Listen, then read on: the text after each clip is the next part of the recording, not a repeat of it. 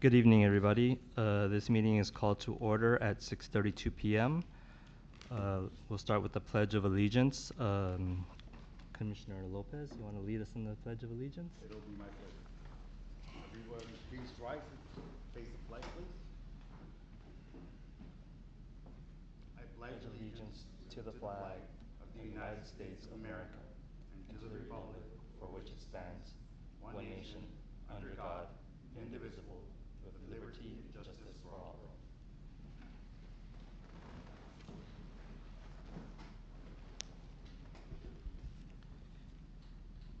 Tonight's meeting is live streamed on Cable Channel 3 and on our online platforms. To prevent any overlaps in comments, each commissioner will be called upon to speak. Public comment. This is the time set aside for members of the public to address the Design Review Commission on items of interest that are not on the agenda, but are within the subject matter jurisdiction of the Commission. Pursuant to the Brown Act, the Design Review Commission cannot answer any questions or take any action until such time as the matter may appear as an item on a future agenda. If you wish to address the Design Review Commission, please fill out a speaker card that is available on the back table. Once completed, kindly submit the card to the recording secretary. Speakers will be called to the podium one by one. Each speaker will be given up to 3 minutes to speak. Consent calendar. All items listed under the consent calendar are considered routine, and recommendations will be approved in one motion unless a member of the Design Review Commission or public requests separate discussion. Secretary Ortiz, have we received any requests from the public to pull any item? No, Vice Chair, we did not.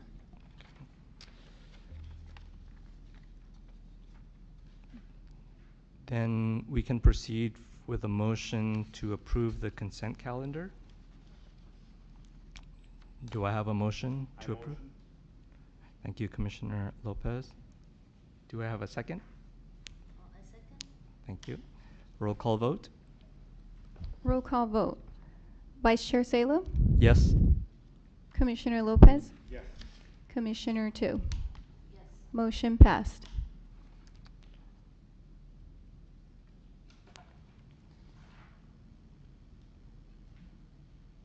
Approval of the minutes for the June 27 Design Review Commission meeting. Do we need to motion for approval here as well?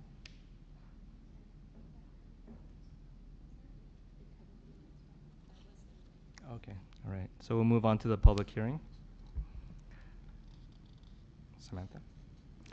Yes, thank you, Vice Chair. Good evening, and thank you for tuning and participating in tonight's Design Review Commission meeting. My name is Samantha Tiwasart, Planning Manager with the Community Development Department. There is one public hearing item this evening. Copies of the agenda and the staff report for tonight's hearing are available on the city's website at www.sangabrielcity.com and on the table by the entrance. If you wish to speak on an item this evening and are not the project applicant, please fill out a speaker card and submit it to the recording secretary, which is Erica, this evening. And speaker cards are also available on the back table. Please write down the item number that you would like to speak on, and speakers will be called up one by one to the podium during the public hearing portion of each item. Each speaker will be given up to 3 minutes to speak.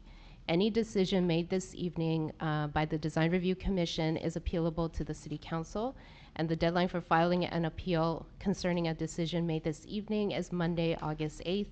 Otherwise, the decision will be final and effective on Tuesday, August 9th. And if you wish to appeal the application, please contact the project planner for the applicable application and fee. The procedure for this evening is for the item tonight. Staff will provide a summary of the staff report, followed by a presentation from the applicant team. Then the public hearing will be open. After the public comments, the applicant is provided the opportunity to rebut if they choose. And prior to the close of the public hearing, the commission may ask questions of the applicant, staff, or the city architect. However, once the public hearing is closed, the opportunity for public comment has ended. And with that, Vice Chair, at this time, staff is ready to present item A.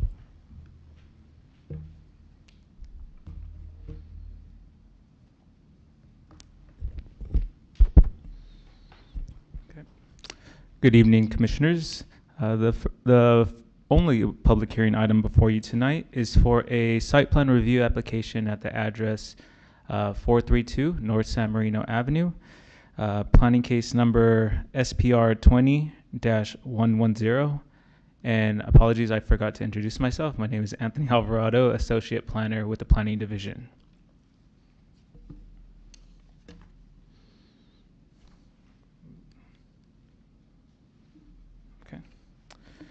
The project site is located on the east side of North San Marino Avenue between West Roses Road to the north and Adeline Drive to the south.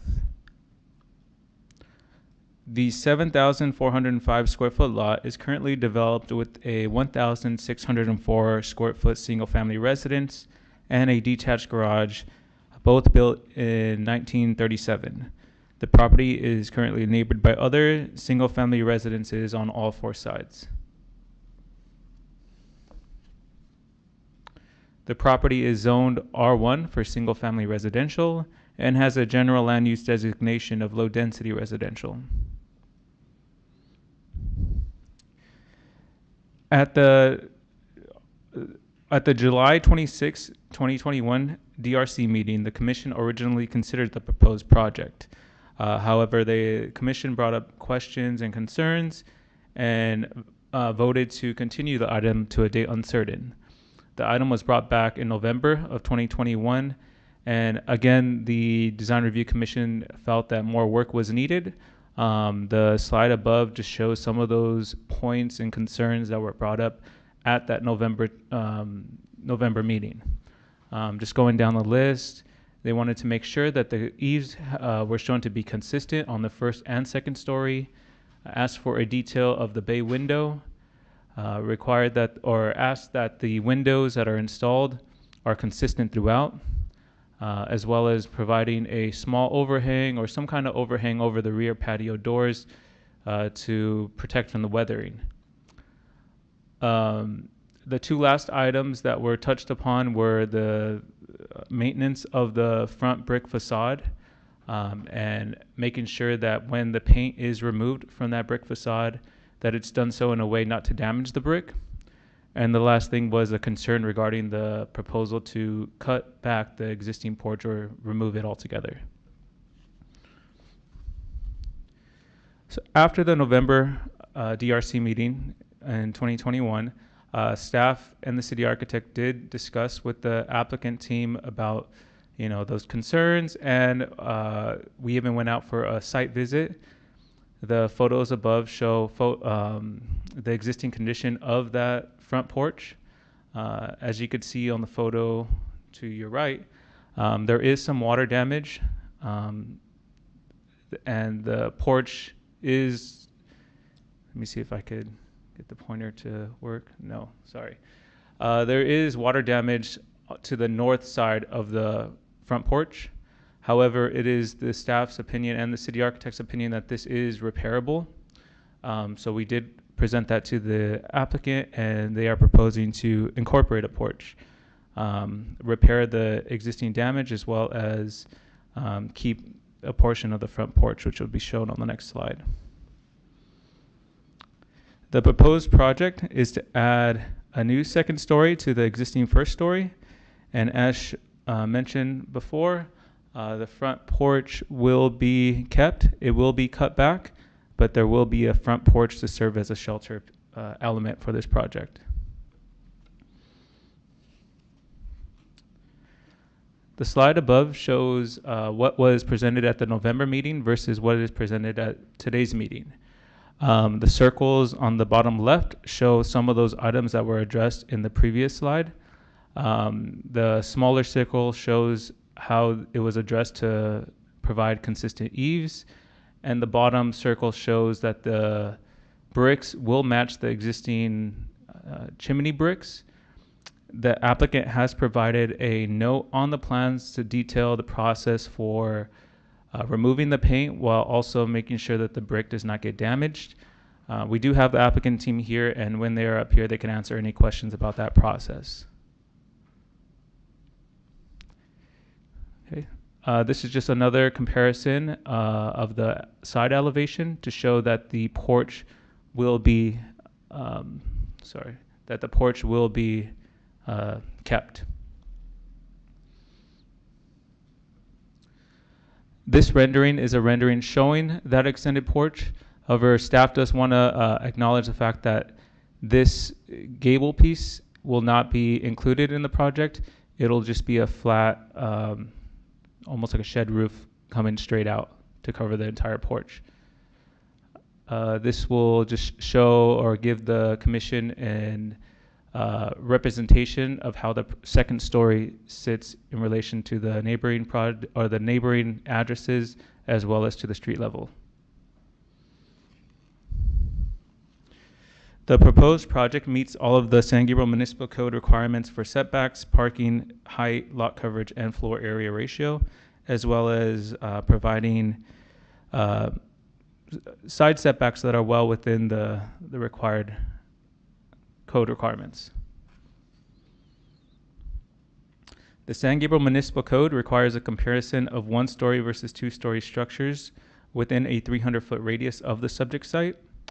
It is with that finding that there were no properties found within that 300-foot radius to have a two-story structure. The applicant has provided the neighborhood analysis, and it is included in your packets tonight. As mentioned earlier, the land use designation is low-density residential, which would allow for the proposed project. And staff determined that the proposed project would comply with the following Community Design Goal 10.3, which is to create designs that live and breathe with San Gabriel's neighborhoods as they themselves live and breathe. The proposed project was found to be categorically exempt from the requirements of the California Environmental Quality Act per guideline section 15303, class 3. Since this project was noticed, since this project was continued at the November meeting to a date uncertain, notice was required again for tonight's meeting, and it was done in the following ways: having notices mailed to property owners within a 300-foot radius, notice posted at the project site, notice posted at in an issue of the San Gabriel Sun, as well as having tonight's meeting agenda posted at the City Hall, Post Office, Library, and on the city's website. Okay. And it is with that that staff recommends that the Design Review Commission adopt a resolution of the Design Review Commission of the City of San Gabriel, California, approving planning case number SPR 20-050 for a site plan review at 432 North San Marino Avenue for an addition of a new second story to an existing single family residence, subject to the recommended conditions of approval. This will conclude staff's presentation at this time. Staff is available for any questions that the commission might have. We also do have members of the applicant team here available to take any questions. Thank you. Thank you, Anthony. At this time, do any of the commissioners have questions for staff? We'll start with Commissioner Lopez. Do you have questions for staff? I do. Good evening, sir. In the plans here, it says the existing trees they'll be removed and replanted under a separate permit. How is that permit treated? Is it a separate permit that is also presented to the commission, or is that something that the city handles internally? Thank you for the question, Commissioner. I think you're referring to the tree in the front, yard. Well, I'm going off the plans. It says existing trees removal and replant to be under a separate permit. Right. So this is something that Public Works would also look at. This is going to be reviewed during the building plan check process. So when the applicant submits the plan to the building plan check process, this is something that both Public Works and Planning will take a look at to make sure that the tree that they're proposing works for the existing neighborhood. I see. What leads me to another question: Are any of the is that tree or any of the trees protected? I do not believe that any of them are protected, but that's something that our city arborist will, actually our community development director with the assistance of our city arborist will take a look at. For any removal of trees, you still have to apply for either a tree trimming permit or a tree removal permit. And that's just for us to verify that it's not a protected tree. If it is a protected tree, then we discuss with the applicant what kind of steps are needed for them to move forward with that. I see. So they're within the permitting process, all these steps take place? Correct. And also the sprinkler system, does that require a separate permit as well? I believe that's something that's also looked at during the building plan check process with our irrigation plan. Oh, okay. Will that be also, how does the fire department kind of get involved in this? Sorry, I was thinking your landscape sprinklers, but I think your fire sprinklers. Yeah, fire sprinklers. Yes, so that is pulled under a separate permit. So separate fire sprinkler plans would have to be submitted to our deputy fire marshal. He would review it for compliance. The applicant would have to pull a separate permit for that. And it also requires separate inspections by the deputy fire marshal to make sure that they're done up to code. Okay, so that permit wouldn't pass through us, it would just be Correct. handled by the fire marshal? Yes, and that's typically done during the same time as plan check. It's plan check during the same time. Okay. All right, thank you. You're welcome. Commissioner Tu, do you have questions for staff? Oh, no, I don't have questions. Okay. I want to hear input from the city architect. Thank you, Chairman. This has gone through quite a few rounds of review. I did not review this last submittal until your packet. The one thing I would like to add as a condition is they've added 2 columns, one on either side of the front door, but it's missing a 3rd column. So there should be a 3rd column at the right side of the front elevation. Right now, this large overhang it's a large overhang. That's the only thing I can add. Okay. Can we get a visual? Can we go to a slide where Ron can point that out to us? Sure.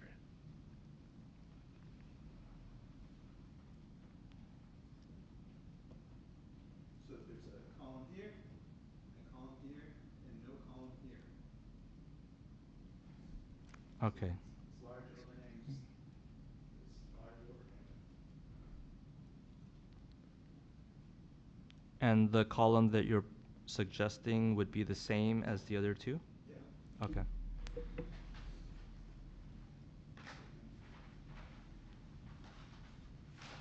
audience here. Okay. Did you have any other comments, Ron? Okay, thank you. At this time, we'd like to request that the applicant address the commission.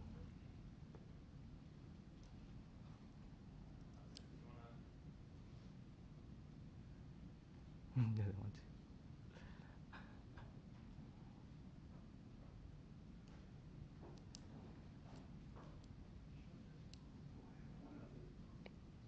Can we go back? One more comment I remember too. With the water damage to the porch, I believe it can be repaired, but it's at the hip valley, so there may also be water damage on the other roof over the bedroom too. So when they open up the roof, they'll have to take a look at that. Okay.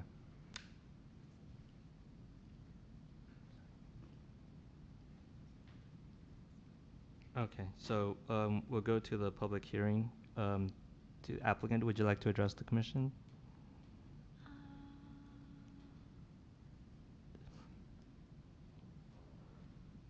It's okay. Well, do you have any comments regarding the suggestion from the city architect by adding the 3rd column? Is that acceptable to you? Yeah. Yes, and if we can add for the record, if you can state your name. Yeah. Yes. Hello. Oh yeah. My name is Eddie. I'm the applicant for Gabriel Associates. I have a question though. Why? Because adding a column on the right side, I mean, what's the need of that? Is it just because it's a large, like a large span of the? It's a large span and it's just gonna visually hold the edge of the roof. Okay, but that would be normally determined during the building stage, right? Not towards the planning, because if it's structurally stable or not, I mean. Well, it needs to be structurally stable for sure, but aesthetically it needs it. Okay, all right. Then there's really no other questions I have. That's all. There's nothing else. Okay, so just confirm that the suggestion to add that third column is going to Right. be acceptable to you. Yeah, that's fine. That'll be fine. Of course, I'm gonna talk with the owner about it as well. Just adding that column. The homeowner. Well, they need to be informed and agree. Yeah, I'm gonna. Yeah, of agree course. to it. Yeah, there's. Yeah. Okay. Okay, we can move on from there.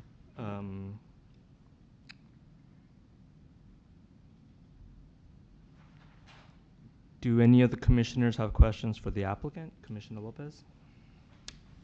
I do. Thank you, Mr. Chairman. The architect was speaking towards there may be some interior damage because the damage appears to be at a hip area. Right. Obviously, you're aware of it now. Yeah, I see the picture. I'd like, or I would suggest that part of perhaps the inspection process, I'm not sure how that would work, that be taken a look at, it specifically by the inspector, so that to make sure that everything's safe and everything's sound. Right. That's fine. Thank you, Mr. Chairman. Questions for the applicant, Commissioner Tu? Yes. I also have I'm not quite clear about the scope of the front porch. From the existing plan, it shows the front porch is actually L shape. Is that right? Yeah, it's like an L shape, but we're reducing the porch. And then it's being reduced. Right. So it's not keeping it pretty much. No. We're gonna reduce it. It's not gonna be the same. Okay. So there were two columns in the existing porch. Right. Which will be removed. Right. So we're gonna remove those two columns, reduce it, and then put those columns back, and also adding a third column, which the city architect suggested. So what is the span of the new porch? I don't have that in hand. I'm not too sure. 6 feet. Okay. I just have a concern about the style of the column. It doesn't seem like matches the design. From the elevation, it looks pretty big and it appears to be like a round column. Right. Is that right? It's like a white. Yeah, it's like a round column, like a white big circular column. Yeah, I would recommend to revisit the design of the column. It seems a bit odd. So what type of column would you suggest for us to propose? Like a more. I mean, is this something like I would think that my personal opinion, like 60 cantilever, unless there's a structure engineer recommend that you have to have the post. I mean, otherwise, I would think that without the post might look more appealing to me. But. That was my opinion. And if it has to be a post, I mean, I would recommend not to having a big round column because the porch itself is not like large scale. I mean, 6 feet is not substantial cantilever. So that's my opinion. So you're suggesting to remove those two column posts and then.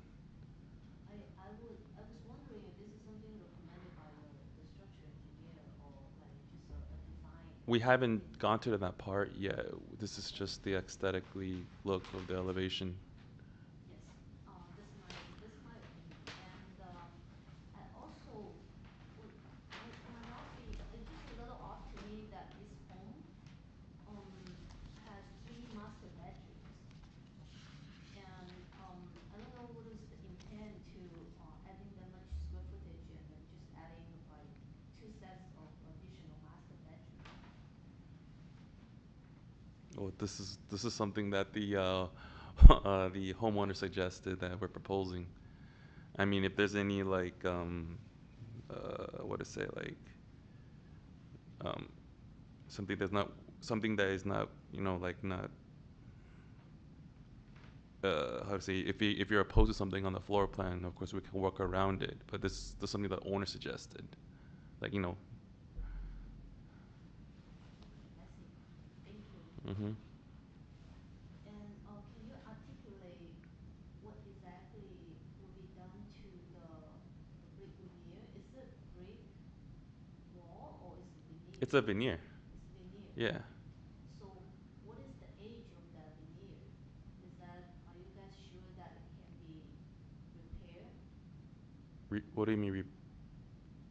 The Can you articulate what exactly will be done to the veneer so that it can be restored to its original stage? that's something that she can answer. I'm not. So we believe that the brick is original from 1937. Right. And we believe that it matches the brick chimney. The wainscot section on the left has been painted.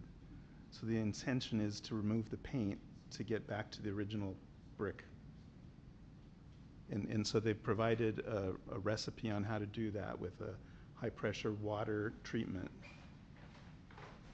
And one more thing on the columns, I didn't read them as circular columns, I read them as square columns, but I think square columns would be better than circular columns. Yeah, I agree. Because that's from animation, it looks like it's a square column. Okay, thank you.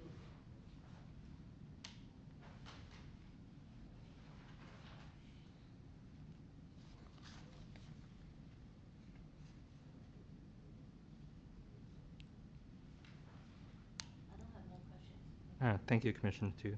So, question to the applicant, do you have any objections to changing the columns to? No, I have no objections. Okay. I just, like So I we- said, I have to address it to the.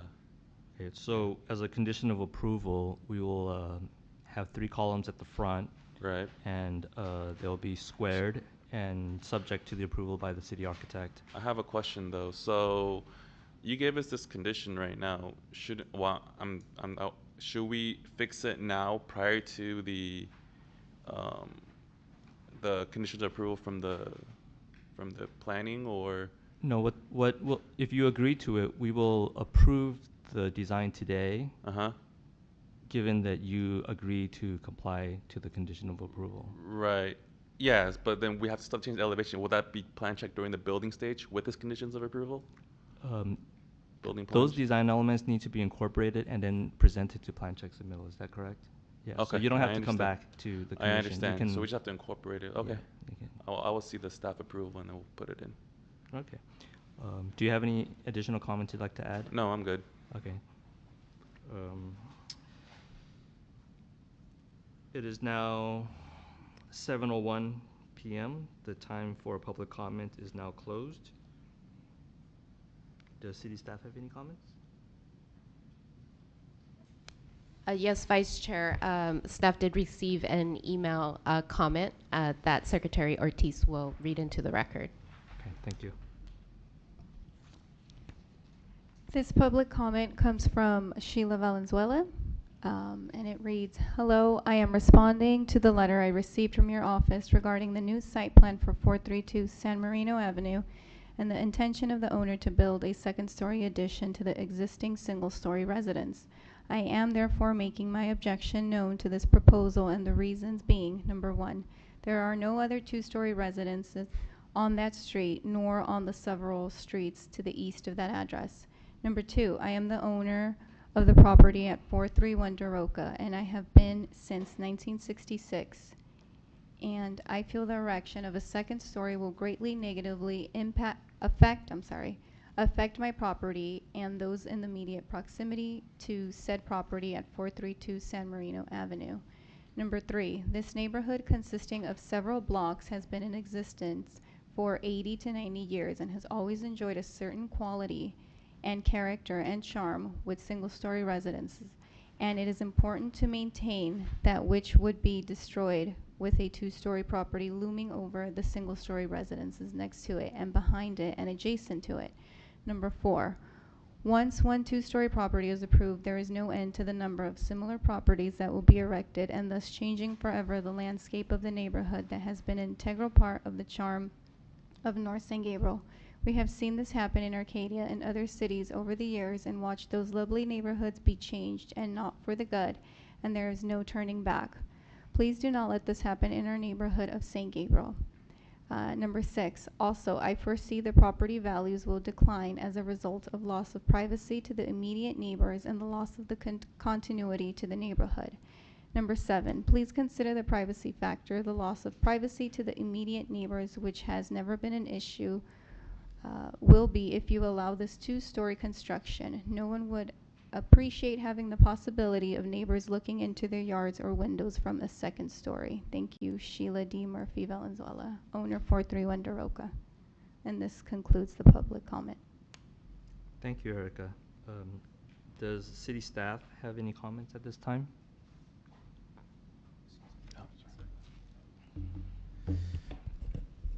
Yes, thank you, Vice Chair.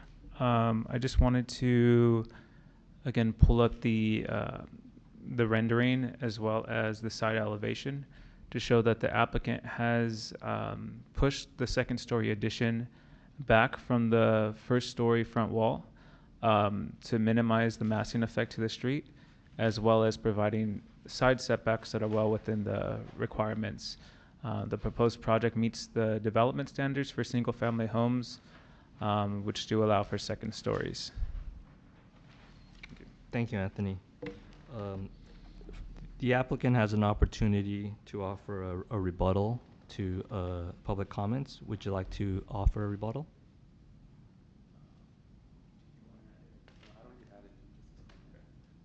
Okay, no rebuttal, that's fine.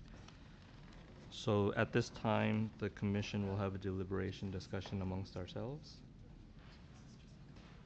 Okay, so we will close public comments. Commissioner Lopez, do you have any comments? Yeah, I do. I hear on the public comments, the young lady or the homeowner that is expressing their concerns. I note those concerns as I'm looking at the map of the adjacent properties and all around. They are all single story. Now, the rendering that was shown to us in the screen, was that rendering to scale or was it not? Because that would be an issue if it's a monolith minimized to have a visual impact. So, which is one of my concerns, that this is actually to scale. And then once it's approved and built, somebody passes by there and it's like this, this monolith standing next to tiny little structures. Commissioner Lopez, for the applicant to answer the question, the public hearing will have to be reopened, if that is the... Can I move towards that, please? So that perhaps the applicant can address the question. Yeah, okay, we'll go back. We'll open up public comments and give the applicant an opportunity. Is that going to be your only question, or? Yeah. I have more. My only question to them, yes. Okay. Yeah. Because I believe it's important that we know. Yeah, the elevations, it is to scale for the rendering based on it is. All right, so then you're saying that the construction will look near to exactly Yes. in comparison to the Right, to the houses yeah, next we to based that rendering off the design right here when we did the rendering. Okay. Yeah.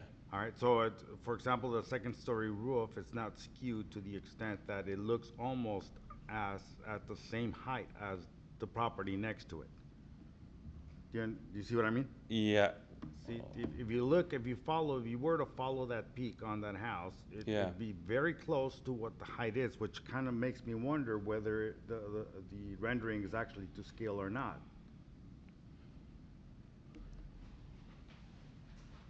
I'm gonna have to check with my architect real quick. I He's beg your on pardon? vacation. She's right here. I have to check with her. Yeah, give me a Please do so. second. Thank you.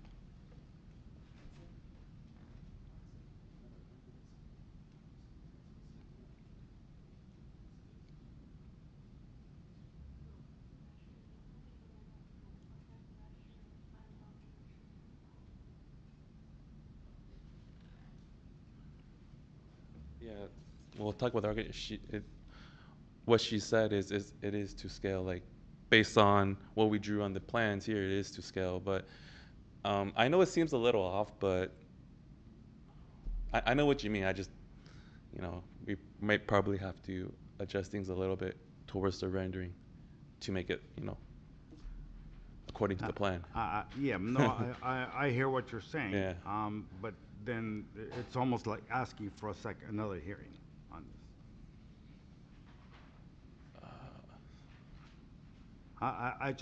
I'm sure you heard the concerns the neighbors have. Right. So we all live in this community, so everybody's concern has to be addressed and heard, not necessarily followed. But I do want the person who has this concern to be well addressed and well represented as well as you. Right. I think her main concern was because when Anthony presented within a 300-foot radius, there is no second story addition, and then now we're presenting one. That's her main concern. I don't think it has anything to do with the rendering. It's just that we're the first ones to propose a second story addition in this area. I think that's why she has a concern about it. Okay, let me kind of back up. From what I understood, that the second story was set back further to minimize the impact of the visual effect of a second story in that neighborhood. That's my understanding. Right. Correct? Yes. Now, the homeowner's concern is that it'll be, all those properties there are single story. Right. And that this will be the only second story property in that radius. And she had a further concern that once this property is approved, then that'll make it easier for the next property across the street or somewhere within the same 300 foot radius to be approved, and therefore affecting most everyone who has been there in that neighborhood for a period of number of years. So that was her concern. So that's why I was asking about the rendering. It would appear it wouldn't have a really big impact visually, but first of all, it's not centered in front of the property. It's not far back enough so that you can actually see the houses adjacent to it to see what the similar effect would be. So that's why I'm not saying that it's not to scale. What I'm saying is it appears to not be. So you're just suggesting that we have to redo the rend? Well, I'm just saying. No, I'm just asking questions. You're asking me that you would have to go back and verify that it is an actual rendering to scale. And my comment to that was that's almost asking for a second hearing, on it. That's all I was just responding to your question. Yeah, right. We'll address those concerns as well. Okay. Thank you so much No, for your comments. I understand. Appreciate that. All right, okay. Thank you, Commissioner. Okay, do you have additional comments? No, that is. Okay, so I'm going to close the public comments at this time and resume deliberation. Commissioner Tu, do you have any comments? Yes, I think address to what Commissioner Lopez is concerned. From my reading of this drawing, the second floor, the floor height, this is just one comment I have on the drawing, because the applicant or whoever who drew the plan didn't actually specify what's the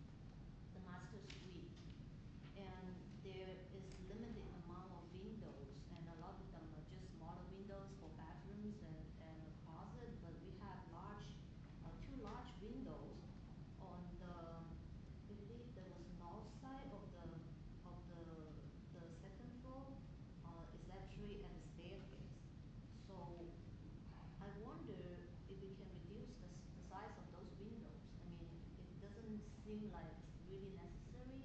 And on the other hand, it actually, is a privacy concern, not only to the neighbor, but also for the people who live in that room, because you don't have a wall between the stairs and the back bedroom area. You only have a glass rail, so you're just looking out with like these large windows into your neighbor.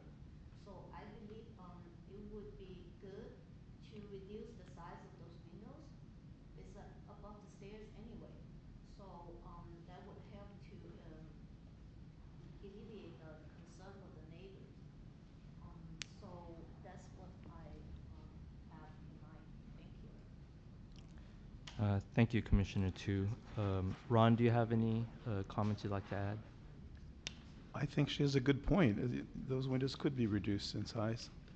Okay. So perhaps we could proceed with that as a condition of approval as well, to reduce the windows over the stairs, subject to approval from the city architect. Okay, so at this time, May I ask one more?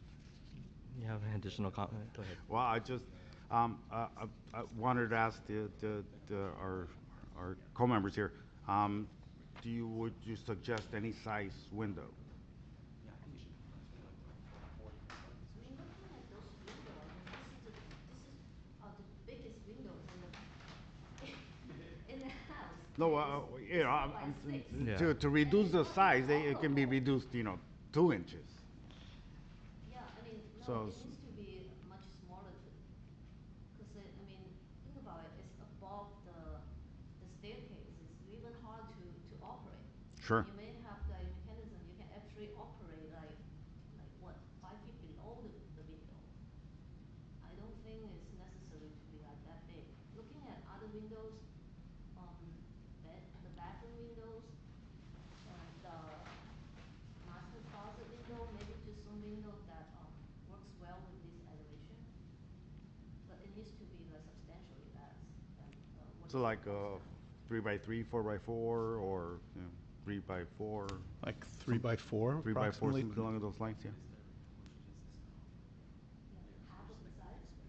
No, a quarter, like, now it's 4 by 6, right? So it's 2 by 3, then it's quarter size. Yeah, I think that would work.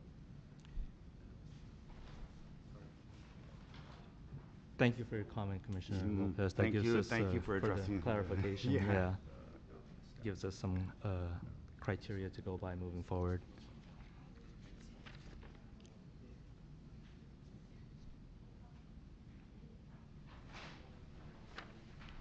Okay. So this is approximately 3 by 4. Okay. Oh, and there's 2 together. Yeah, they're over the stairs, so. So maybe just 1? I think 2 is Or nice, but yeah. 2 smaller Or ones. Yeah. 2, like 2 by 3. No, right now this is like about 3 by 4. So maybe a 2 by 3, so that it's a little higher this way. And 2 just, by 3, I think it was too small. you think it'll look too small? Yeah. Or maybe, well, in compromise, maybe 3 2 by 3s. Well, my point is that people are gonna walk along this line right here, correct? No, this is So they're just over the stairs. Oh, I'm sorry, Eve, it's just.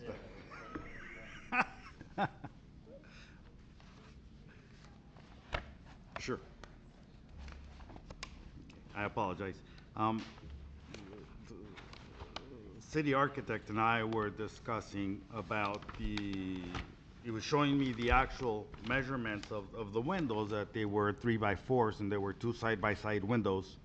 I was asking him if maybe a 2 by 3 or 2 by 3 windows would be more appropriate in size. He says that he believes that may be a little too small for those. And then my next comment to him was a rebuttal question: can we do 1 by 2s and make 3 instead of 2?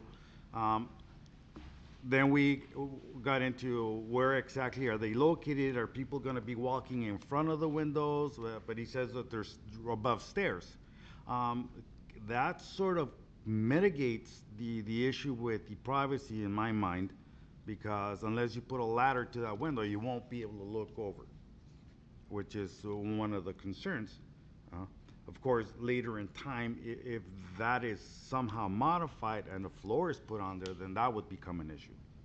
I'm sorry to interrupt. I think it's also about the perception because the neighbor doesn't know what's behind those windows, That is true, right? yes. So if you have a big window, right, face to their property is uncomfortable. So that's why I suggest to reduce the size. And it's hard to operate that window too. It's really like it's higher Yeah. than a person's height. Yeah, no, I agree, so, So I think we can have city architect work with the applicant to revise the window to be appropriate size based on what we have discussed today. yeah, I love that idea, yes.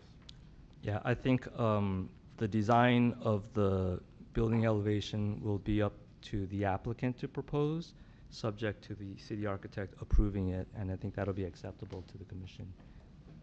Okay, so I think we can move on.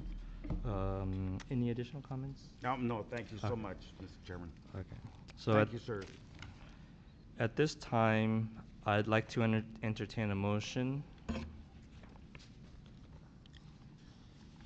that right? Yes, Vice Chair and members of the commission, the motion would include the specific condition to be added as part of the approval so that the applicant is clear on the direction from the commission. Okay.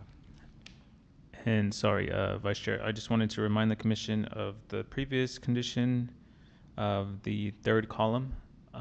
So I think what I have is the two conditions of the third column and the stair window.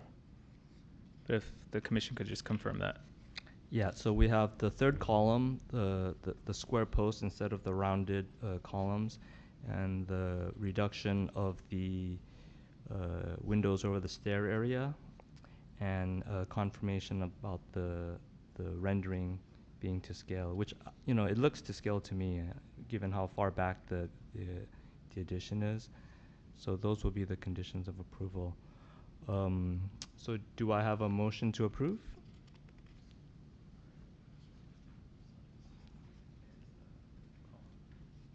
So I'm going to make a motion to approve this project with the conditions of approval that was indicated by Planner Alvarado.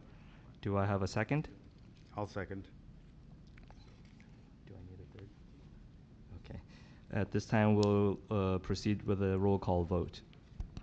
Roll call vote. Vice Chair Salo, Yes? Commissioner Lopez, Yes. Commissioner Tu. Yes. Motion passed. Great, thank you very much. Thank you.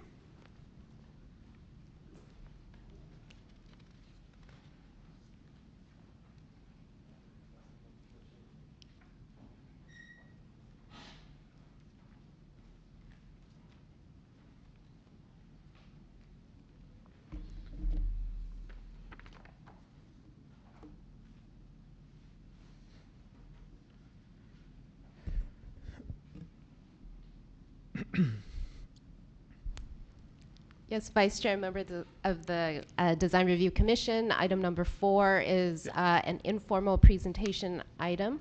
It's a staff item. First, Associate Planner Alvarado will be presenting some information to be followed by the project architect. And so with that, Anthony. Thank you. So the next item before you is for a project preview for the proposed project located at the address 600 South San Gabriel Boulevard, planning case number PL-15-038 for a precise plan of design. The project site is located on the southeast corner of South San Gabriel Boulevard and Santa Fe Avenue. The site is highlighted in red above and is a 33,700 square foot lot. This lot was previously occupied by the portion of the San Gabriel Nursery, which also has the nursery site located just south of it and is still existing. The site is zoned for C1, which is commercial retail, and has a general land use designation of general commercial. Just a quick summary of the proposed project. The proposed project is for a 3-story mixed-use building, approximately 10,019 square feet of commercial space, which is divided into about 6,428 of general retail and 3,671 of restaurant. The project is proposing 18 condominium units located on the higher levels, as well as providing parking for the commercial and residential units on the ground floor, as well as on the subterranean parking level. This slide shows how the proposed project matches up with the C1 development standards, the commercial retail development standards.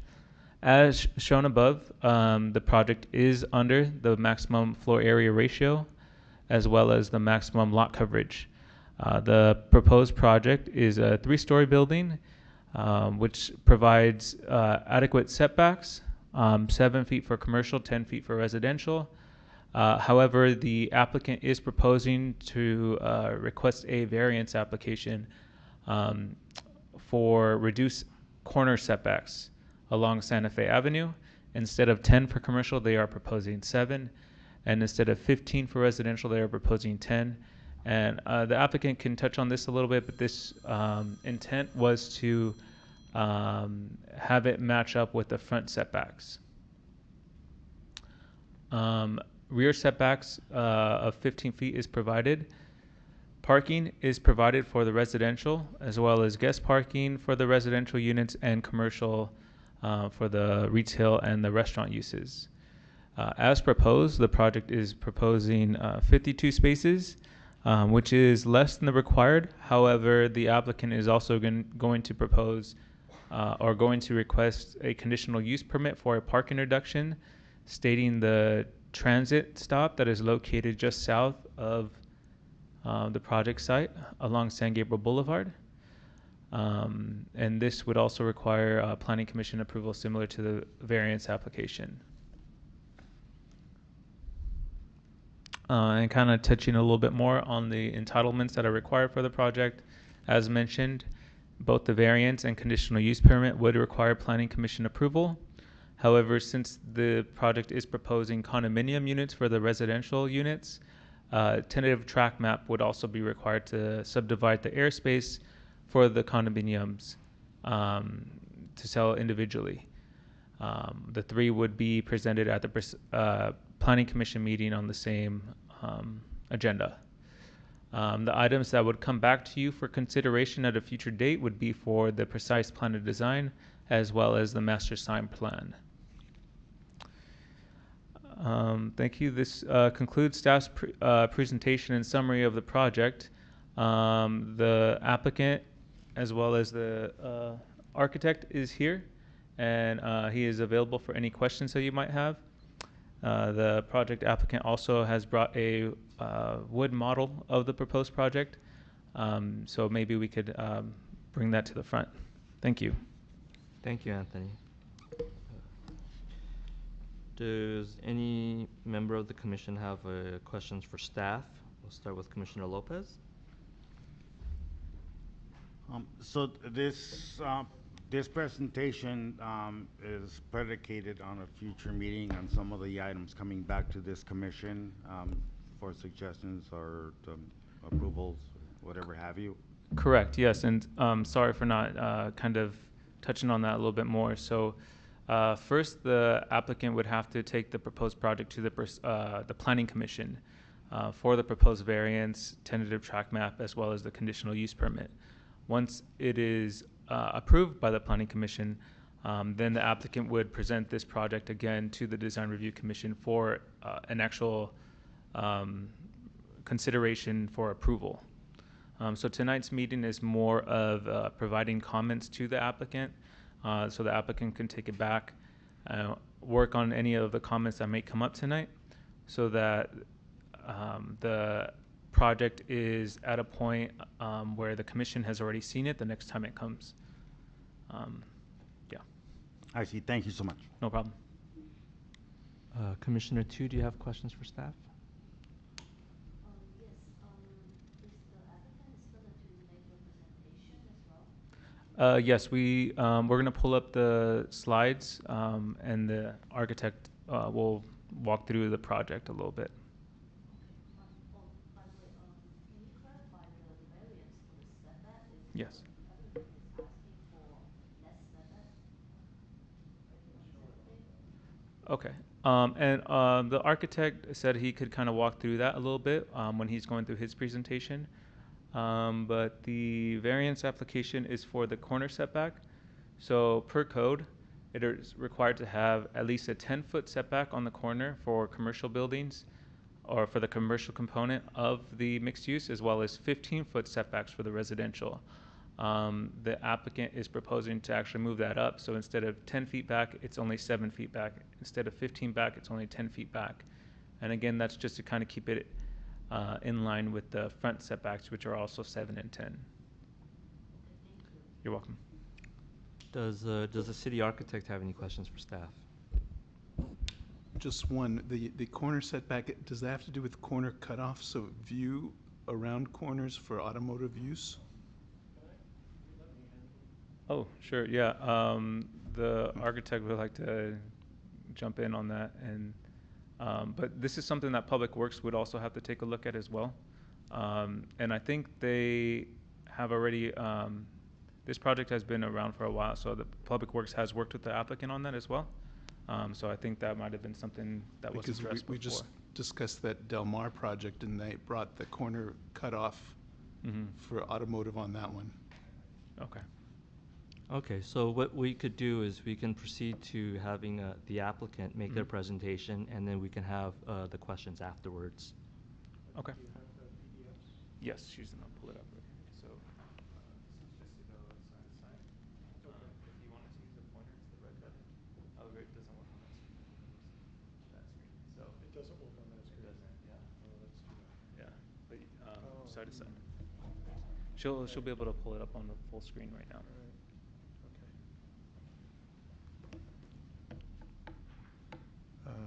Good evening. I'm Mark Malaby. I'm the principal of Mark Malaby Art and Architecture. I've been working on this project for about 6 years. It's a difficult site. It's a trapezoidal site. Let's see if this is working.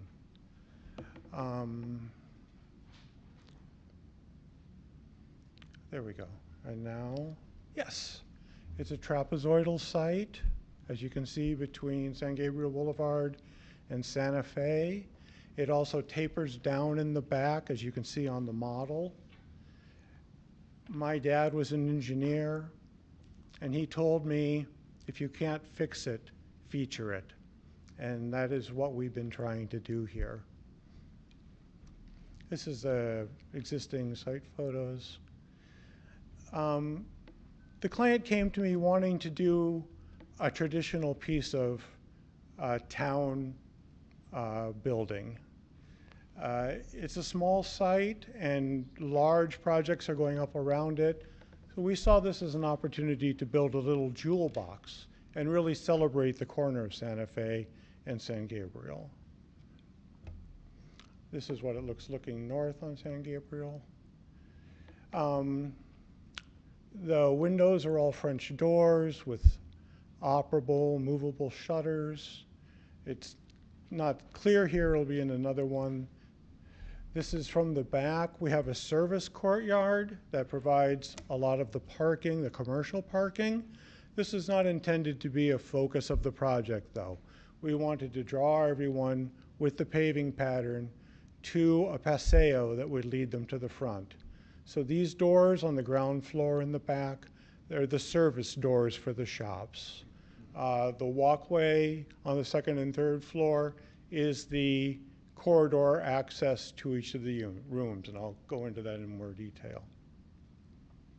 This is the view up Santa Fe from the housing development that's a little bit to the east of us. shows a double alley of trees. We're trying to make that urban edge very soft. And of course, the most prominent part of the project is this drum on the corner of Santa Fe and San Gabriel.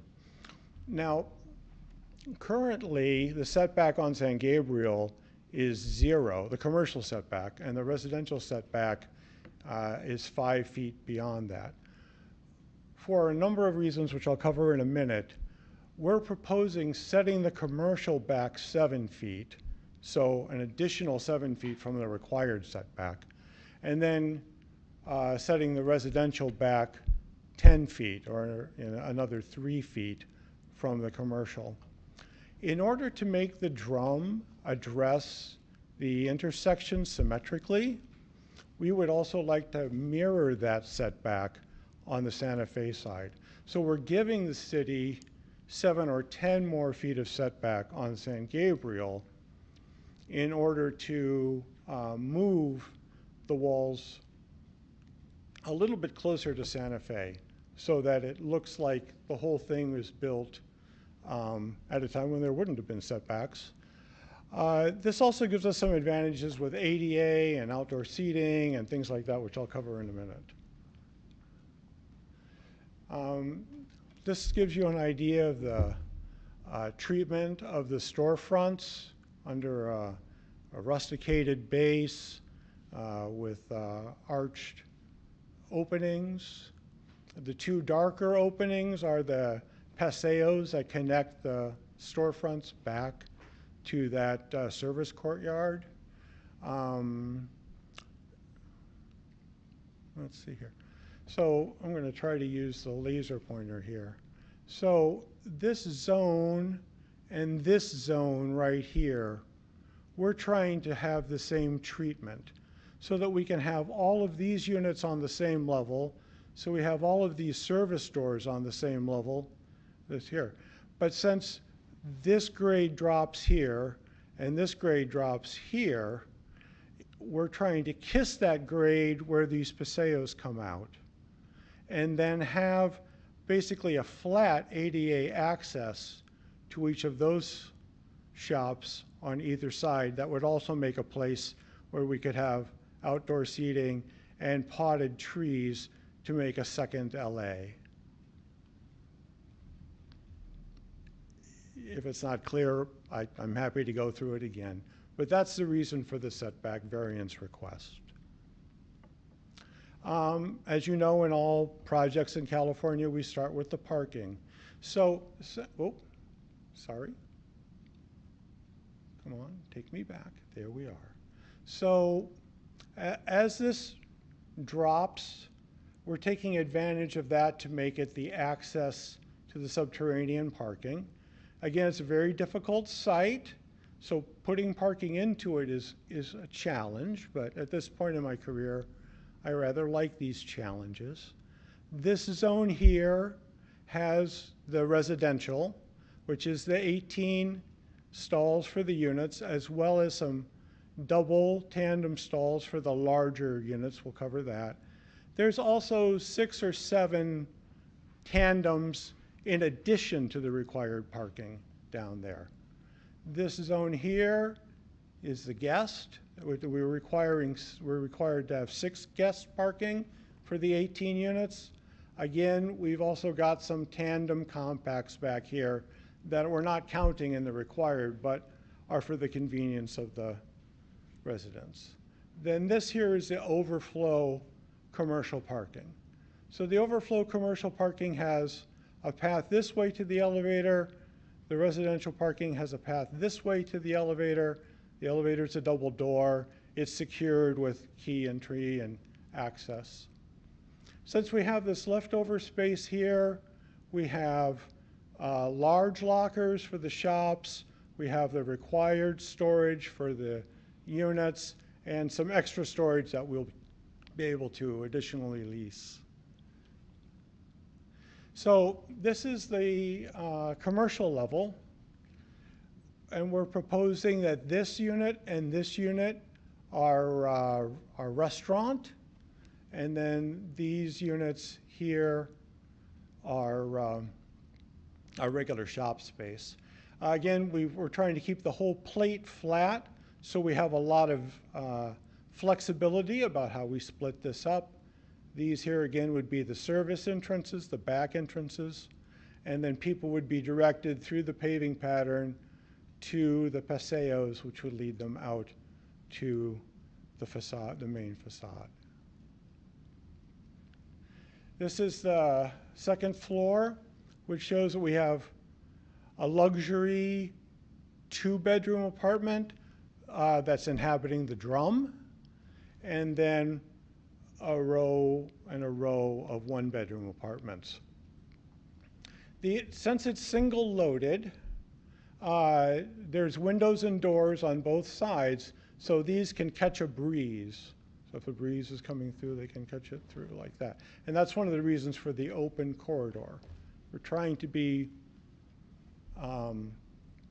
environmentally conscious the way people were 150 years ago when they didn't have air conditioners.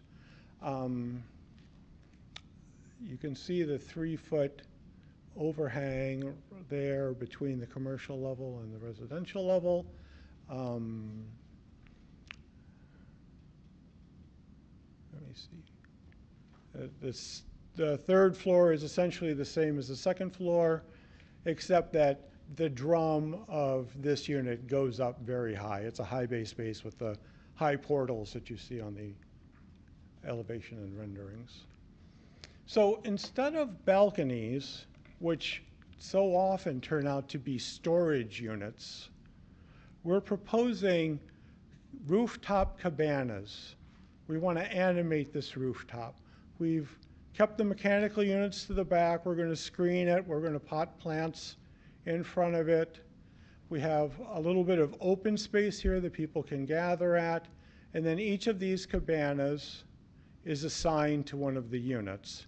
We're imagining people would lock down their furniture and have lockers in them to secure their things.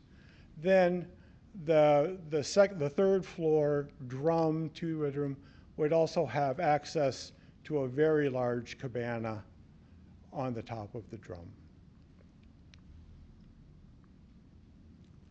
This sort of shows, this is where the regular setback is and how we've pulled from San Gabriel the entire building back from both the corner and from San Gabriel Avenue. And this is on Santa Fe, you know, where the actual setback is back here. We've pulled it forward into Santa Fe so that the building addresses the corner symmetrically. That's the drum, so showing the high bay space in the 3rd floor 2-bedroom and this cabana. This is just a typical section showing the rusticated base around the retail units, the shutters and French windows on the residential units, and the stencil work that we would propose up under the eaves, like again in traditional Asian or European town buildings. This shows the portals, and again the same thing with the columns on the drum. This is the back. This is the south facade, which is flat. It's a 0 lot line, but we're still decorating it and animating it with stencils and unoperable shutters with so that until something is built there, it's still a beautiful corner, is the hope. These are some shots of it in context, although now I understand there's a 5-story or 6-story project proposed here.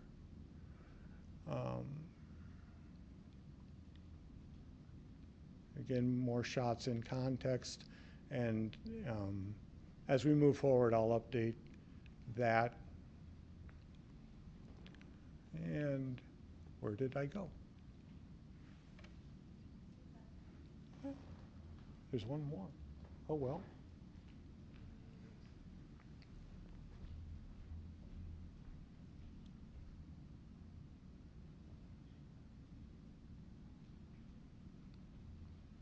Should be the color and material board. Yeah, that one. Yep. There we go.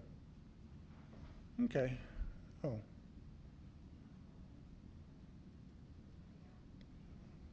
Well,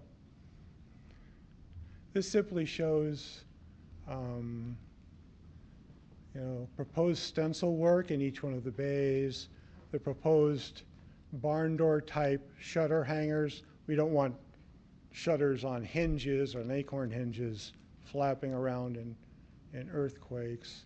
The individual storefront sign, knife sign lighting.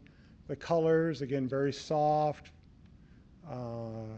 operable moving shutters, et cetera. Oh, and this guy down here is one of the potted tree planters that we would line the setback area with.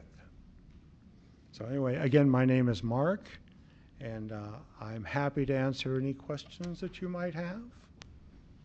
And if you need me to go over the setback thing again, I'd be happy to.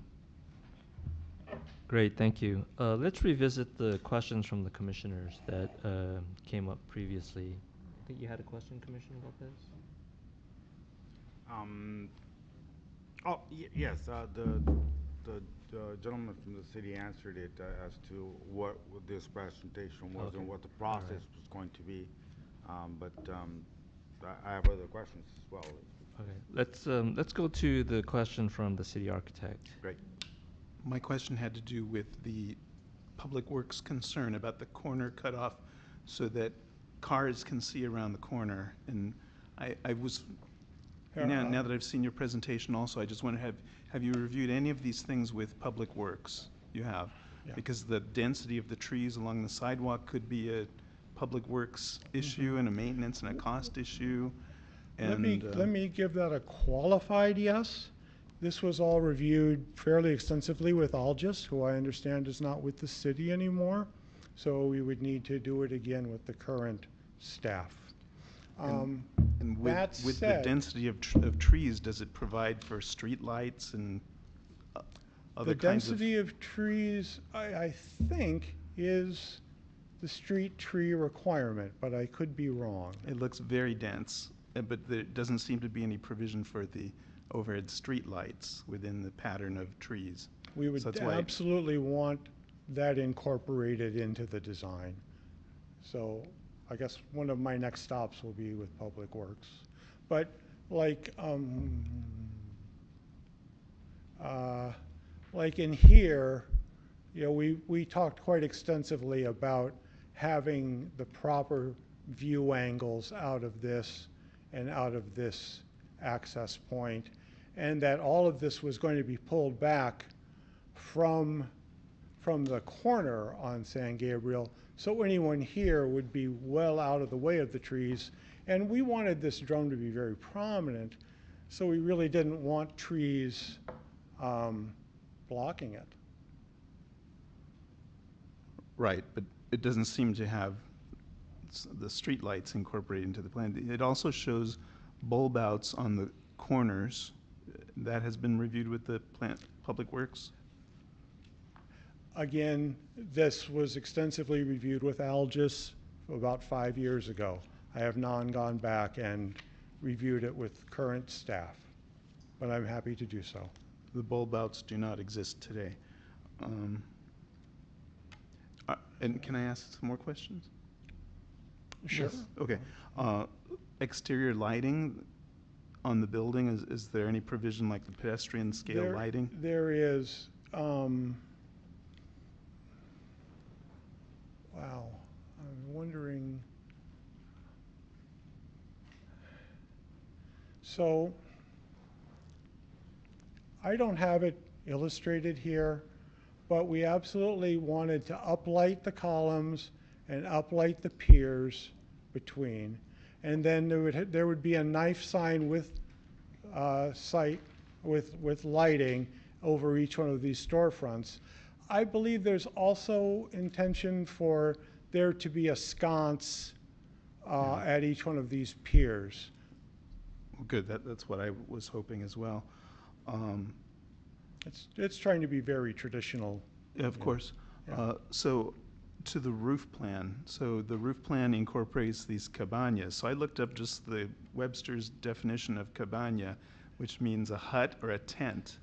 Okay, So we can talk about that. So in the early days of this, we were proposing that solar panels would create shade structures over these, and that the columns and beams, that they would be sawtooth, that the columns and beams would also make places that the residents could affix curtains. So that was the original idea, intention, and we've just been calling them cabanas ever since. because solar panels was going to be my next concern, that these drawings were done some years ago. Under the current energy standards, you must provide solar fields. Yep. So now, right now, you have no space for that because well, in the I would landscape propose plan that them- I saw, there's artificial turf and, there's just no space. yeah, I'm right there with you. So I think it would be lovely if these had solar panels as shade structures over them. Now, the great thing about these cabanas always was that they would have 270-degree views, and that everyone then would have a view of the San Gabriels from them.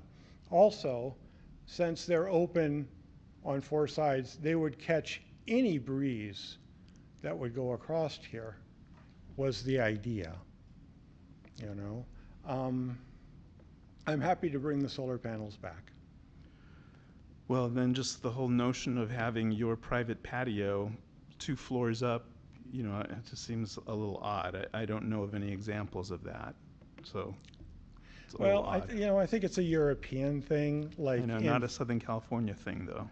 yeah, but that just And- because it's from another place doesn't mean it's a bad idea. And so we do a lot of projects that have roof terraces too, but the ones that most people like do have some kind of a overhead because it's just totally exposed to the sun. Nobody wants to be out there. Yeah. I have a question about your basement parking level. Sure. So the 3 spaces all the way at the left side are right up against the wall with no back out space. I'd have to zoom in there, but I think there's like a 3-foot back out space there. It sure doesn't look like it. And then you have the same condition at the guest spaces along the gate. Okay, There's no back out space. I will fix that. And those are all of my questions right now. Thank you, Ron. Commissioner Tu, do you have comments or questions for the applicant? Yes. I think the first questions and comments is actually about the setback, because I heard variance, and considering the time has spent on the project, it's been 6 years you mentioned, and the project team still moving towards the direction to obtain the variance from planning department. That's why I was like, oh, is there any way that you can actually make it work without going through the variance? The reason I heard from the presentation is more about having the building, the corner more like a symmetrical treatment. I believe that can be done in a way that without having to go so far to go through the planning variance that would take a really long time. I think it's just something I would like to bring up for the developer to consider if this is something can be awarded. And also, from my perspective, these 2 sides of the star, it's not necessary to be the same treatment, because obviously San Gabriel is a much busier street. And I do appreciate the fact that you set back the building pretty much without like having to sit the building right at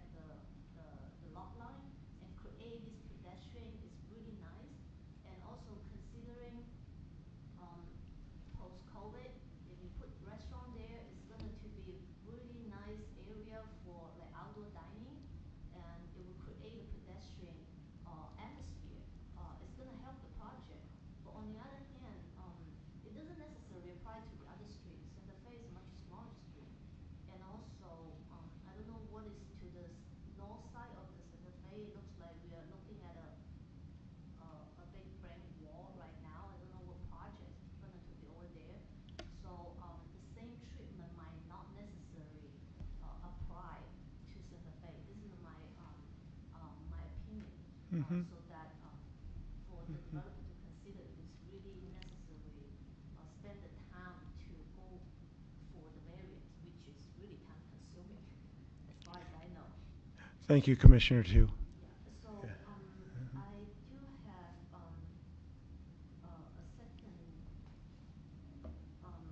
question and then concern is the same as city applicant regarding the rooftop garden to replace the private balcony space. As far as I know, some cities they actually want this the open space why it has to be private and common. So I don't know if you actually take it out from your unit and put it on the rooftop, still consider private open space. And also on top of that, it's I mean, it's a little inconvenient for you to enjoy this open space. I think there is a benefit to it. It's actually offer more sellable square footage for the unit itself because you take the balcony out from the unit. But I still wanted to point it out that I mean from a user's perspective, indoor, I mean the open space within the unit is a little more desirable. And on top of that, you have the solar panel issue as the city architect just brought up. I don't think it's gonna to have that much available space on the roof for you to put all those cabana. The solar field is gonna take up like majority of the roof, unless you're doing it on the upper, maybe like putting up like those shades. Well, he's talking about now covering the outdoor patios with solar panels. So it's effectively going to create another story of height when you look at it from the side streets. Yeah, that was gonna have impact to your elevation design. I think that could be the concern. Yeah. So I have another comment that is regarding the floor plan. I don't think that's part of the review scope for the review, but it might have potential impact to the elevation design, which is the one bedroom floor plan.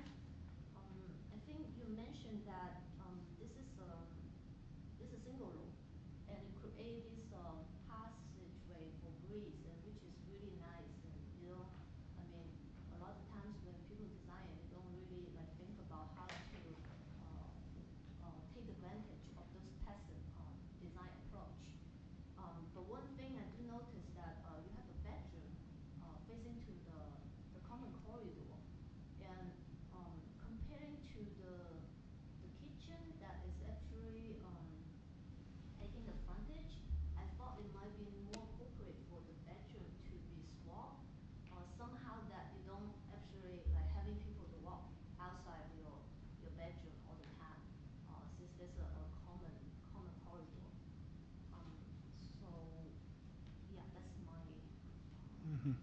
recommendation for that. I think that's all my Okay, comments. thank you. Thank you, Commissioner Tu. Thank you. Let's start with the last one. The original design was exactly as you said. We had the bedroom there and we had the kitchen there for exactly the reasons that you said. The developer's family requested that we flip it for their own cultural reasons. And so I flipped it.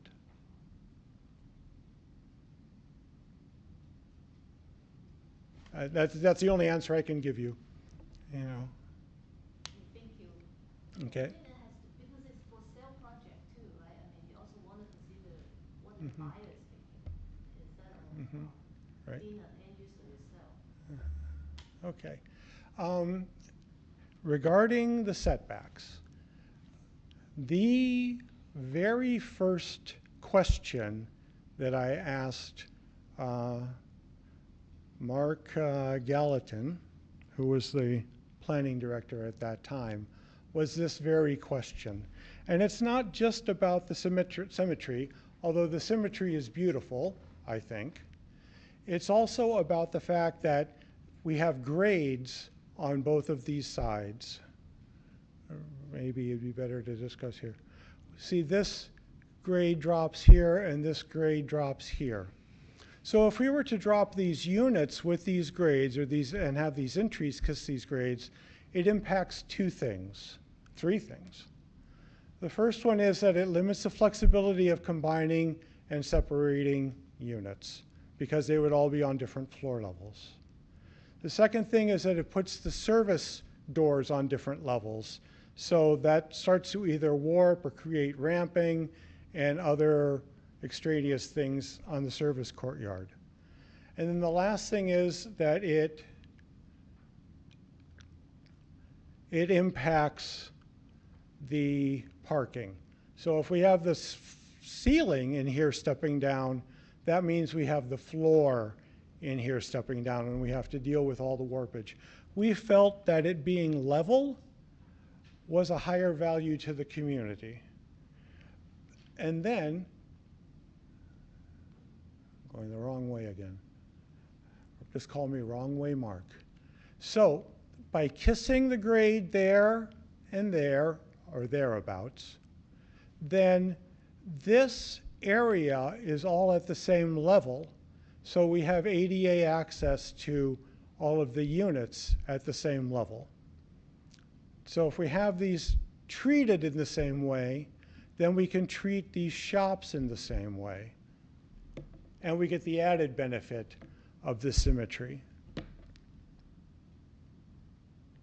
But the main thing is a structural consideration, and with years and years in hospitality and having, big hotel owners pound me saying they don't want to spend money on structure, they want to spend money on finishes. I always try for the simplest structure in the situation that I can.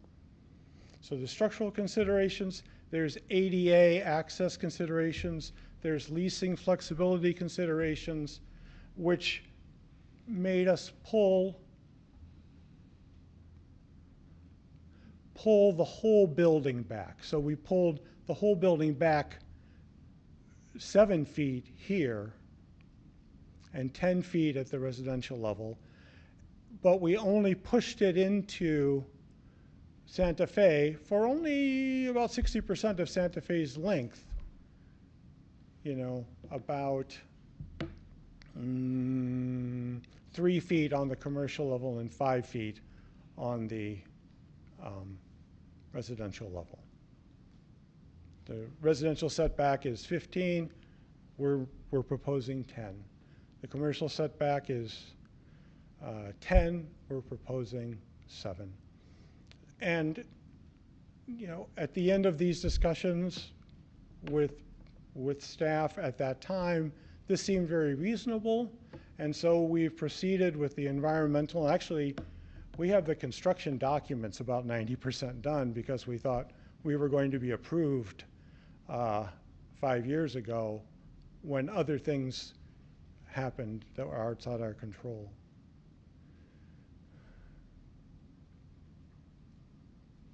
Did I get all your questions? Yes, thank you for articulating that. I mean, so that because of the slope, are those topo lines 1 foot increment? Those are 1 foot contours, yes. Oh, wow, okay. And these on the model, they're 6-inch contours. Can I approach? And I can show. Can I approach? No, I can't. Oh, sure. Oh. No, if you can use the pointer, is that an option? Or I can, yes.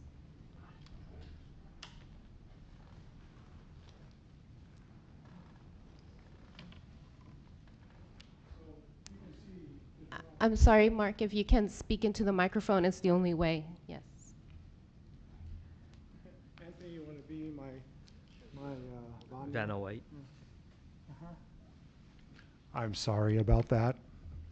So you can see that the site drops off very quickly to the back, which we were using to ramp up to this parking level and down to this entry level, so that this is really a semi-buried lower level. Then,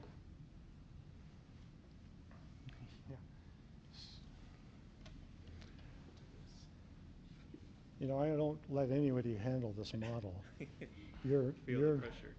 yeah. So you can see here that there's a level at each of the storefronts.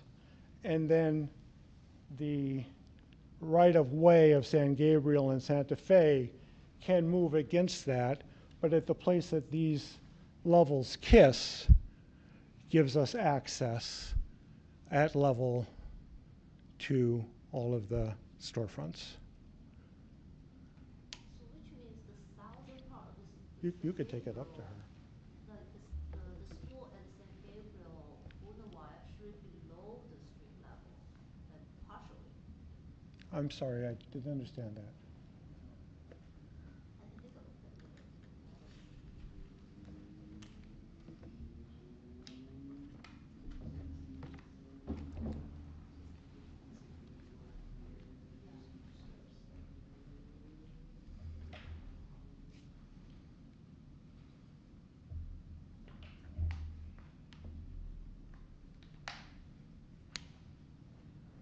Okay, thank you. I don't have other questions.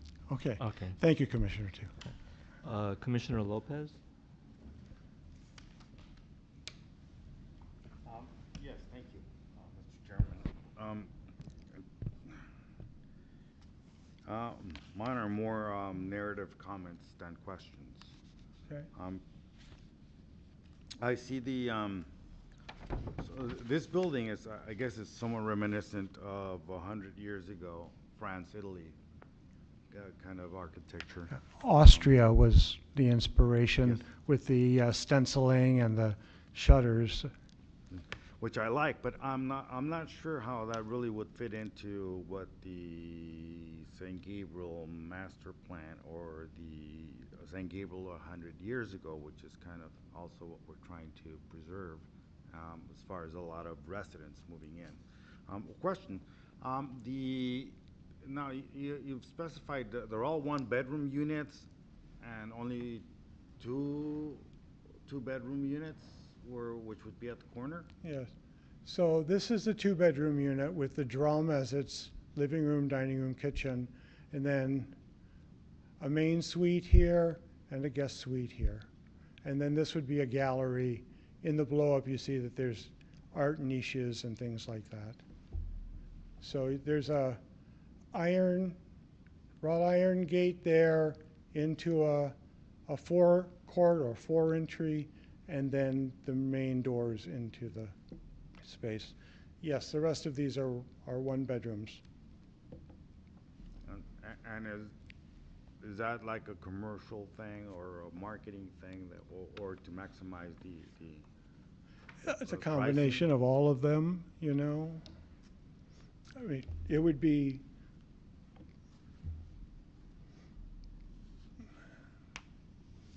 we want to stack the plumbing, we want to stack the bearing, we want. No, I understand. I was just kind Yeah. of wondering Mhm. what that was.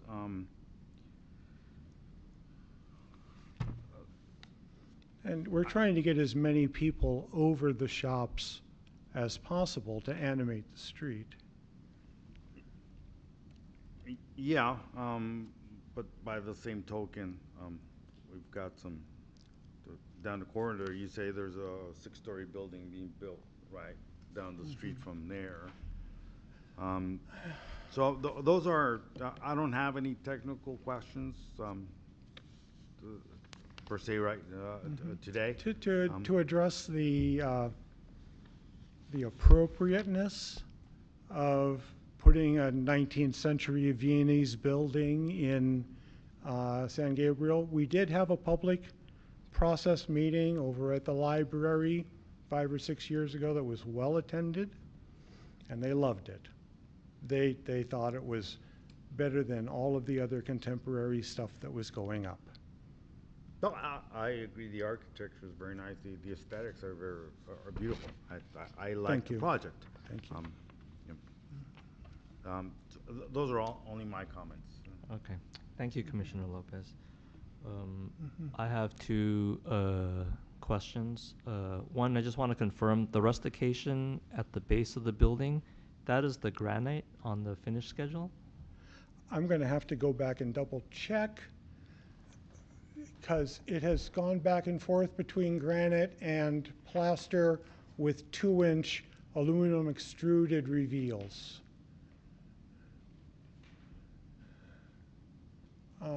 I can't read it, but there is a keynote somewhere in here that calls it out. So there's a keynote somewhere over here, 21, and it probably says It looks 3-coat stucco plaster. Okay, so the finish is cement plaster. Yeah, Portland cement plaster over self-furring galvanized expanded metal lath, diamond lath, not welded wire, because we want it to last 100 years. Okay. It's a smooth finish? All materials in strict accordance with the manufacturer's recommendations. Paint with elastomeric paint, which will bridge any cracking, and we all know that. Okay. Where does the Plaster. granite occur? I think it's paving. Paving, okay.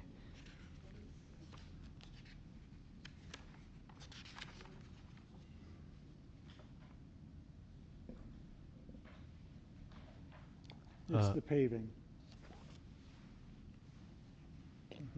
The other question I had is regarding the traditional stencil ornament. On the finish schedule, it's shown as paint, so I just want to confirm that it's only paint, it's not relief work, or it's not raised. It is only paint. It's stencil, which is a traditional way of doing it. I was concerned that with the fineness of the detail, it would not be executable in plaster, you know, and that applied foam wouldn't have the life, you know. It would, and I think also the stencil can be developed more with a number of lighter and darker color variants to give it a 3-dimensionality, which is another thing that they did. Yeah, let me zoom up there. So, you know, instead of it all being this kind of lavender color, you would have a darker lavender, you know, over this area and a lighter lavender over the top of it to give the effect of 3-dimensionality, shade and shadow. And you would do the same thing in these details and in these details. We certainly can propose that and draw it in more detail. Thank you for clarifying. Mm-hmm. At this time, I'd like to move on to the final comments from the commissioners. Commissioner Lopez, do you have any final comments for the applicant? No, I do not. Thank you. Thank you. Commissioner Tu, do you Commissioner have any Lopez. final comments for the applicant? No, I don't. Thank you. Thank you for the presentation. Okay. Thank you, Commissioner Tu. The city architect, do you have any final comments for the applicant? Yes, thank you, Chair. I noticed in your 2-bedroom plan, you have some 11A code issues in the powder rooms and the bathrooms, so you just should be aware of that. Thank you. Another thing, when you look at like the work of Otto Wagner in Vienna, a lot of the relief is not just painted on, it is more 3-dimensional. It's metal applique or ceramic applique. Yeah, he did a lot of things with gold leaf mosaic tiles and other metallics.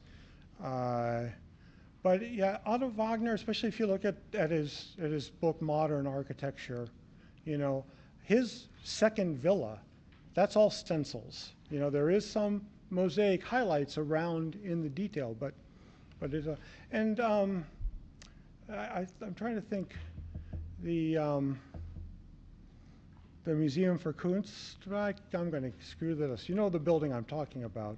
It does have, you know, cast iron elements that are painted in a metallic way, but most of the fields of plaster are even unadorned, you know. So anyway, I thought it would be a unique thing to do, though, to introduce stenciling into a building. Just a point of view, like you had mentioned about the multicolored tones to it. When you finally get to Design Review Commission, you probably need to flesh that out more. I might actually make a half panel. That would be great, yeah. So we can visualize the mock-up, yeah. You should see my shop. Can I add one more thing? Sure. Are you finished? Okay, yeah, okay. Go ahead, Commissioner two. Yes. And I'm sorry, I didn't catch your name and you don't have a name tag? Ron Nestor, City Architect. Ron Nestor. Okay, thank you, Ron. Thank you. Yeah. Yes, I do notice that the location of the elevator, that it works really well when you look at the model, but when you look at the floor plan, it seems like the access to the store from the parking lot somehow is being blocked by the elevator, and it makes a really narrow corridor. So that's what I'm concerned about. I mean, you want a good visibility from the parking lot to the store, particularly the one in Mm-hmm. the morning. Yeah, I wonder if there's any way that maybe we should shift it a little bit so that it opens up that. I've requested the gravity defying elevator, but it's a three-dimensional puzzle.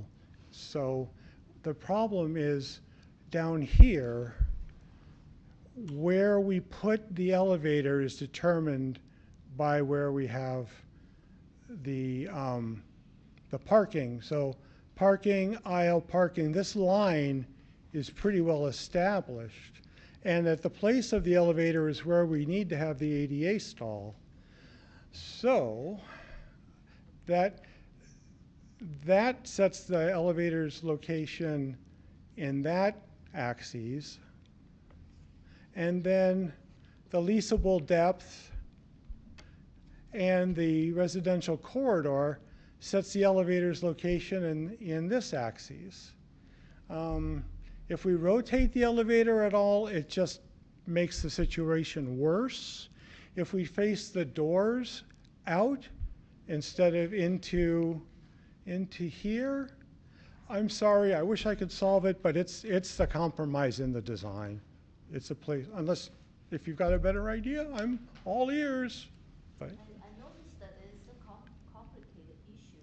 I wonder if it can be like shifted to the south,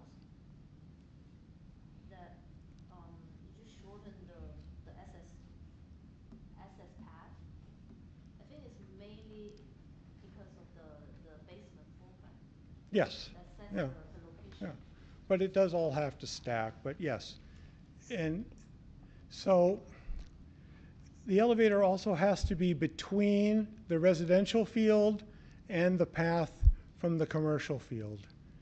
And in the upper floors, you know, it has to basically be on this corridor somewhere. And if we put it on the other side of the corridor, then it blocks this unit's view access and creates an unsafe condition there.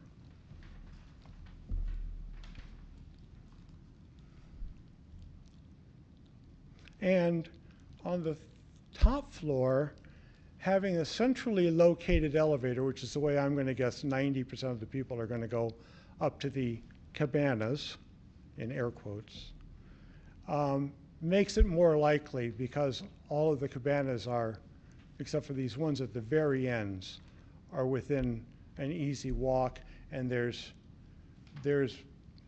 boardwalk to that corridor, and this is AstroTurf, which you were thinking would be fitted out for kids playing or, you know, however the residents want to do it. I agree that's a general, like, is a pretty good location for the elevator in terms of each of the floor plans. Maybe just I don't know, you mentioned there's some tandem parking is not really required. And maybe we can take a tandem parking so that you shift the elevator towards to the tandem parking so that we can make that work. Okay. Trying to. So are you saying that I should make this wait, let me go down here one more.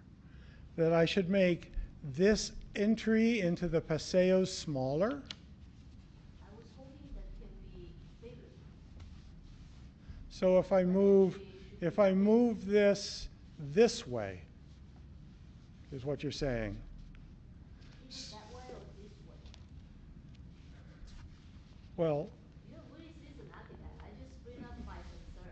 I believe you have I accept the challenge. Thank you. I may not have a better answer, but I will look at it. I will study it. Yeah, I think it's something worth to think about because it's Mhm. really the main entrance from the parking to the commercial, for the retail. Yeah. All right. Thank you, Commissioner Tu. I think the city architect had something they wanted to I add. noticed one more thing back to the basement parking level. You know, I don't know if that will really count as an ADA parking stall if it's in tandem condition, but also since your drawing was done some years ago, you know, there's new requirements for electric vehicle charging stations, and there's dimensional requirements that will affect your plan as well. Yeah, boy, I think that we added EVs. Maybe those guys are the EVs. Yeah, Right, but I need to do a code. I need to do a total new code search on it. And yes, check the 11A issues and check the ADA issues. Absolutely. All right, thank you. So my final comments are, first, I really appreciate the approach by the applicant team for a small site in this location, having seen all the other much larger developments. The jewel box approach, I think, was the right one. Otherwise, if it looked too much like any of the other developments, it sort of ends up being like a mini-me of that larger development down the street. So taking a different approach, standing out, it's going to contribute to the cityscape. It's going to become like a landmark when you're driving down the street. You'll remember the building. So I thought that was the right approach. The other thing I thought was also right on the money is the omission of the balconies on the street elevations that do end up becoming storage spaces that are not attractive. Sometimes you'll see laundry hanging there. And you know, not that those things are necessarily bad, but you do see them, and you do notice that they go against the design intent. So I thought that was the right approach as well.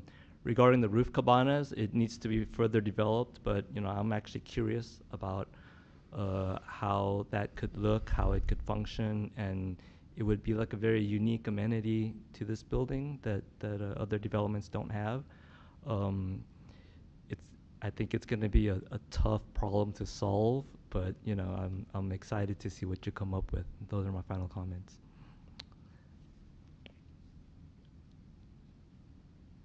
Then we'll move on Thank to you. comments. Yeah, comments from the planning manager.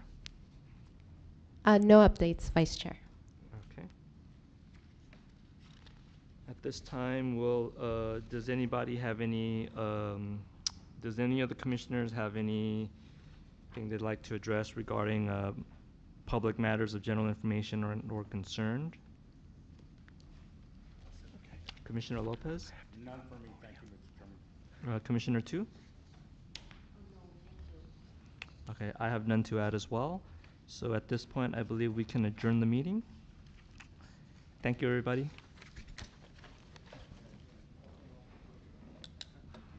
And this is your.